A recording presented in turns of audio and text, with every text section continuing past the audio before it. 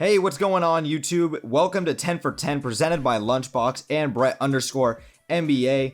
10 for 10 is going to be a 10-minute show where we're going to speak on 10 different sport topics across the NBA and the NFL in under 10 minutes to keep you guys updated and posted on everything going on across the league. Let's jump right into the first topic. Happy Super Bowl Monday. Tom Brady has now just won his 7th career Super Bowl, more than any other franchise currently in the NFL right now, and all active other NFL starting quarterbacks only have 8. Tom Brady has now solidified himself as the standing greatest of all time and greatest football player to have ever played the game whatsoever. I think Tom Brady, in his first year with the Tampa Bay Buccaneers, proved that he doesn't need a Bill Belichick, and that's not discrediting Bill Belichick whatsoever, but Tom Brady has now proven why he did not fall off that cliff and why he has consistently proved the doubters wrong time and time again. Even when things were kind of going on a downslope in New England, situations weren't great with Jimmy Garoppolo, Robert Kraft, and Bill Belichick,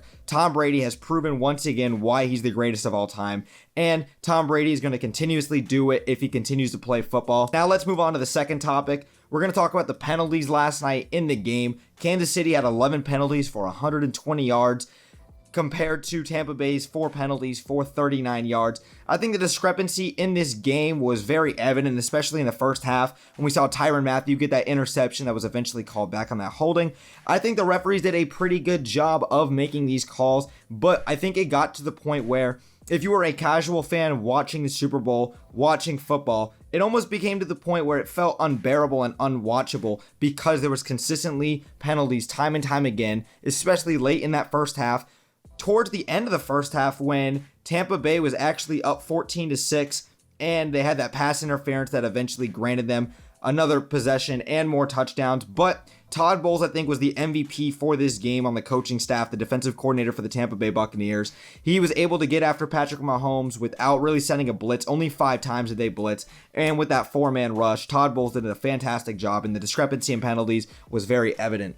Now let's move on to the third topic. We're going to be talking about Patrick Mahomes in the GOAT conversation. As I just said earlier, Tom Brady has now solidified himself as the greatest football player and greatest quarterback of all time. But Patrick Mahomes has been rightfully deserving of the conversation of being in the GOAT conversation. Patrick Mahomes in his 3 years starting made the AFC Championship game. We know if it wasn't for a pre-snap penalty, Dee Ford lining up offsides, he most likely would have gone into overtime and beat Tom Brady. Tom Brady eventually went to the Super Bowl. In his second year fully starting, Patrick Mahomes beat Jimmy Garoppolo in the Super Bowl and won his first ring. And then, of course, just last night, Tom Brady ended up beating Patrick Mahomes in an absolute beatdown in the Super Bowl. Patrick Mahomes, I think, still has an opportunity down the road and for the rest of his career to be in that GOAT conversation. But as of right now, Tom Brady will continuously be the GOAT. And especially in a hard cap salary league, we're going to have to see how Patrick Mahomes does, especially on a $500 million contract. Moving on to the fourth topic. Can we see Tampa Bay repeat next year as champions? And will Kansas City make it out of the AFC? I would say the stacks are in favor for both of these teams to match up again next year in the Super Bowl. Tampa Bay clearly showing why they were the best NFC team, because at the end of the day, Tom Brady's the best decision maker when it comes to football and crunch time situations. He's not going to be the one to cost you games. He's going to make the right plays and make the right decisions to put his team in the necessary positions. And then, of course, Patrick Mahomes is still the best quarterback in football as we speak of right now. That was actually his first double-digit loss of his entire career starting Patrick Mahomes in the Super Bowl. And even though the AFC is still going to be stacked with teams like Josh Allen and the Buffalo Bills, Lamar Jackson and the Baltimore Ravens, I think Kansas City is still the most complete team. Clyde Edwards-Helaire will have another year under his belt. I think that it's going to be set up for the Tampa Bay Buccaneers and Kansas City Chiefs to match up again next year in the playoffs. Moving on to the fifth topic. One of the greatest sports debates of all time has always been Bill Belichick and Tom Brady. Who has it been more of? Who is more for the reasoning of success between these two guys? And me personally, I've always felt as if coaching was a much more necessary asset when it comes to football. Of course, in basketball, you can have superstar athletes and they can basically carry a team essentially when you put the right necessary parts around them. But in football, you need the proper coaching. And I think that's why Bill Belichick gets a lot of credit, especially when you see Tom Brady go down. You see Jimmy Garoppolo play very well. You saw Matt Castle play very well. Bill Belichick has been a huge reason for success, but I'm not going to discredit Bill Belichick this year just because they went 7-9. Cam Newton was on COVID, and they had 12 players opt out. Bill Belichick did not have a lot to work with this year, and Tom Brady, of course, ended up winning the Super Bowl in his first full year with a completely different team. Bruce Arians, Byron Leftwich, and the whole Buccaneers staff. But I think that this next year is going to be a lot more to tell when it comes to Bill Belichick, not so much Tom Brady. He already proved what he can prove. Moving on to number 6, we're going to be talking about Aaron Rodgers and his situation in Green Bay. Aaron Rodgers has already said that he has no plans of leaving Green Bay whatsoever. Matt LaFleur has done a fantastic job, I feel as if, much better than a guy like Mike McCarthy. Matt LaFleur going 13-3, both years with the Green Bay Packers, making 2 NFC Championship appearances with Aaron Rodgers. Rodgers losing to the San Francisco 49ers his first year with Matt LaFleur, and then of course they just lost to Tom Brady and the Tampa Bay Buccaneers. That was Aaron Rodgers' first home game in an NFC Championship game appearance. They ended up losing that game. I think Aaron Rodgers does play out this year, but I would not be surprised whatsoever if by the time offseason training comes and minicamp, Aaron Rodgers wants out of Green Bay. So we'll keep an eye out on that situation. Moving on to one of the better quarterbacks in the NFL, Deshaun Watson. We see that he's been rumored and he's already requested a trade, but he has not came out and said what's been going on behind closed doors within that organization.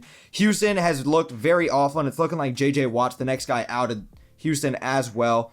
Bill O'Brien completely ruined that team after trading away DeAndre Hopkins, one of the best receivers in football. But I think the team that really needs to make a run at Deshaun Watson has got to be the New York Jets.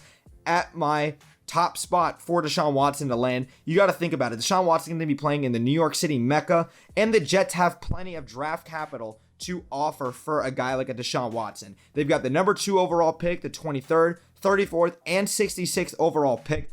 If you give up the number 2, the number 23, and let's say even the number 34 overall pick, maybe you give up a guy like Sam Darnold to incentivize the Houston Texans, I think that's exactly what you do, and you landed Deshaun Watson, and that gives Deshaun Watson a fresh new start. It gives the Jets a fresh new start, and it puts the Jets as going to be contenders if they build the right team around him for years and years to come.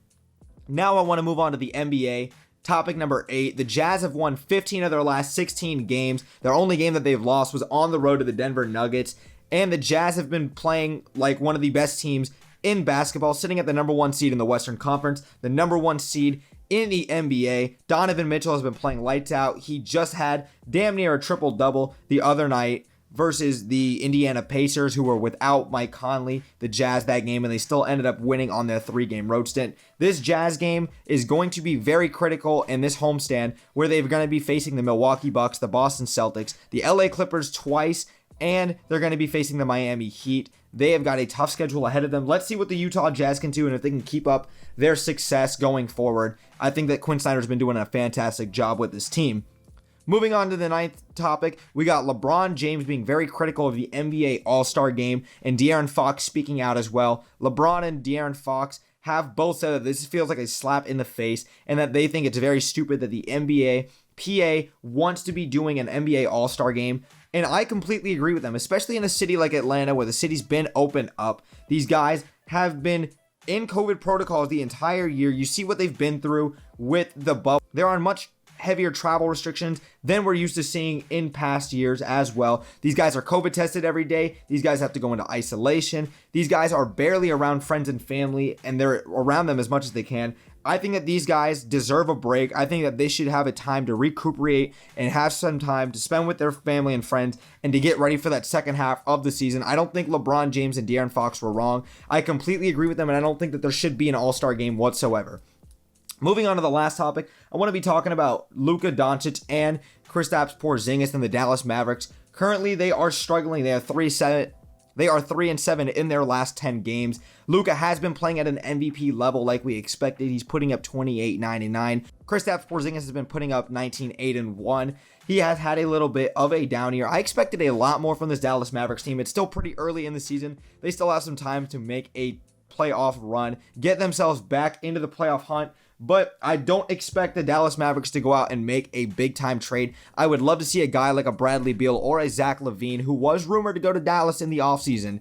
I would love to see those two guys alongside Luka Doncic and Kristaps Porzingis in the backcourt, because a guy like Tim Hardaway Jr. is just not going to cut it, especially with a guy like Trey Burke coming off the bench. They lost Seth Curry in the offseason. This Dallas Mavericks team needs a revamp, and I would love to see what they can do. But that's it for this 10 for 10. Thank you guys so much for listening. Welcome to the channel again. We're going to be doing this another time next week as well. We're going to be putting out daily content and weekly content to the channel and to the support. Make sure you guys go follow the socials. We will post those in the description down below on TikTok, Instagram, and of course here on YouTube. Make sure you like, share, and subscribe down below. It only takes one moment, and it helps us, and it helps to support the channel a lot, you guys. And that's it for this podcast. Thank you guys, and we'll catch you guys next week.